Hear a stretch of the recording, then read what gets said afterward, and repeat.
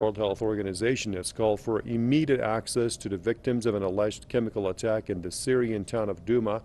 The UN Agency Chief of Emergency Response says the WHO wants to assess the health impacts of the suspected attack and provide care of those affected.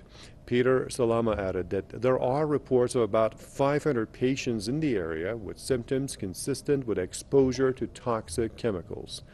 The U.S. and its allies blamed the Syrian government for the alleged attack, which took place in Douma on Saturday.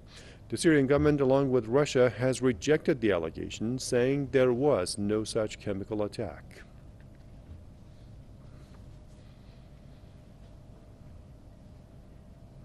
Now let's bring in Max Igan from the Netherlands. He's a radio host and political commentator.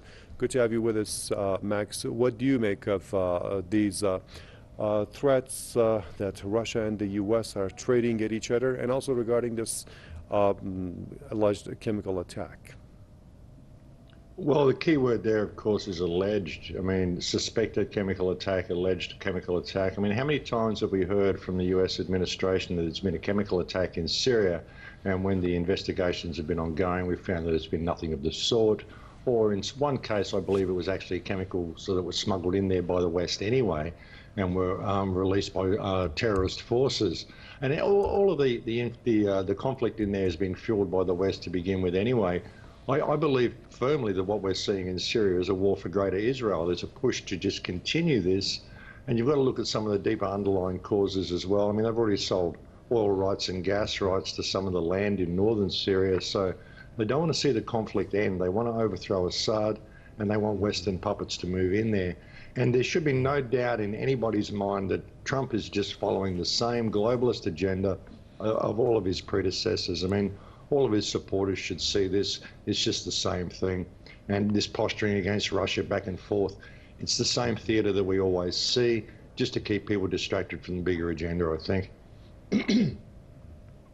All right, and Max, what do you think will happen if those threats turn into reality and the attacks really take place? What would the consequences be? Well, the consequences will be more destruction for Syria. I mean, if America and Russia go to war with each other, I mean, it will be a theatrical war anyway, and it will take place on foreign soil. It will take place in Syria. We won't ever see Russia and America bombing each other.